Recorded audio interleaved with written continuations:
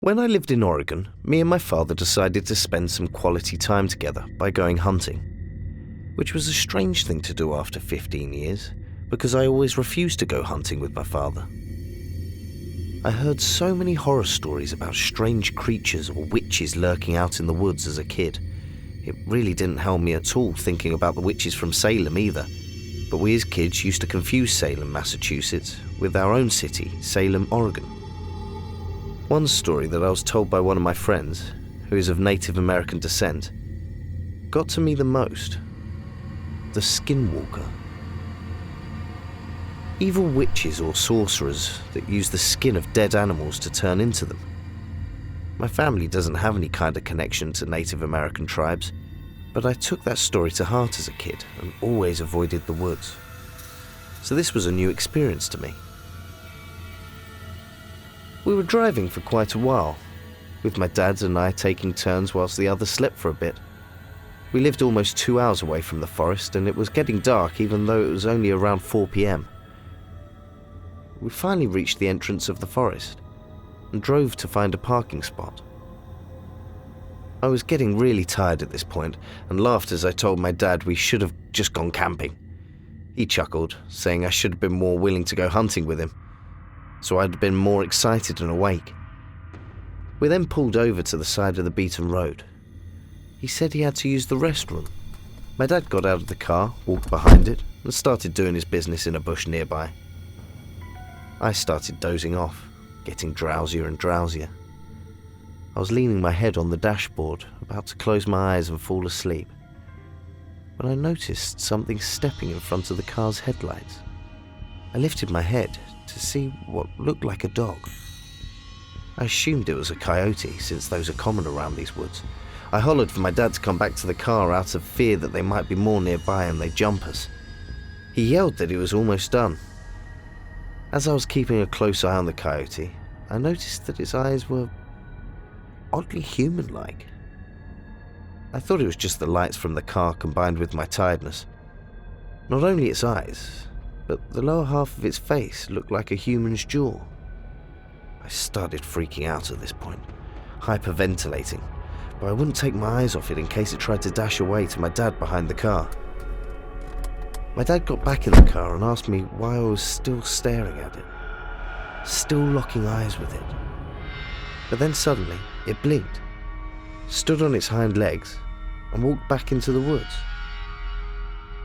Me and my dad instantly lost it, screaming like we just witnessed a murder. I started hitting him on the back and told him to hit the gas and get us out of there immediately. We sped off so fast we were lucky there weren't any cops. Let's just say, that Skinwalker story is still stuck with me, and my dad, and I agreed never to go hunting again. Back when I was a kid, my family lived in North Carolina. We owned a large farmhouse and a lot of land. Living out in the countryside, there were a lot of horror stories regarding monsters living out in the woods or unexplained sounds from the woods that people were too scared to seek out. At the time, I'd always hear from the older kids about this ear-piercing screech from the woods a few miles from our farmhouse, and it turned out the woods they were referring to was also some land that we owned. They called it the noise, a loud, fast creature that hunted in those woods. Its scream would echo through the trees every time it caught its prey. It scared me half to death because I opened my window late one night and I heard the noise.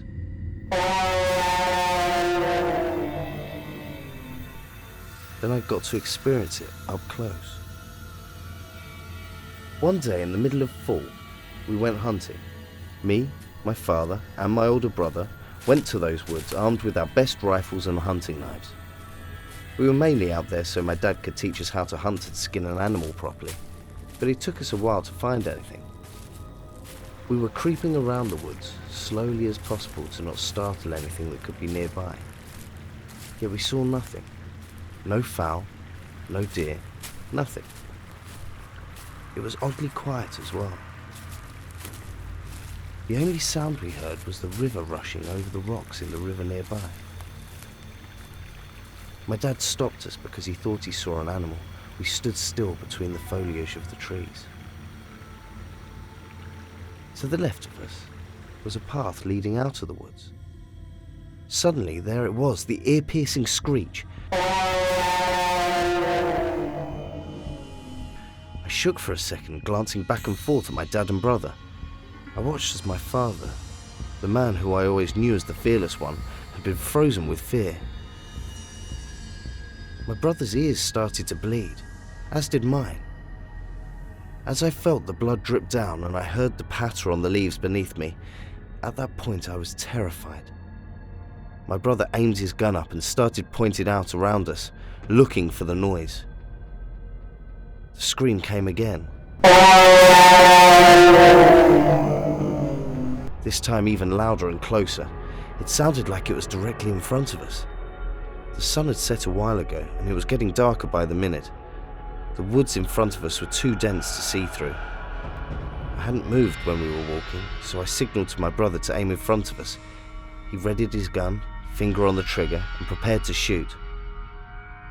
Suddenly my dad slowly creeps over to me and whispers to just run. I don't know why those were the words I was waiting to hear.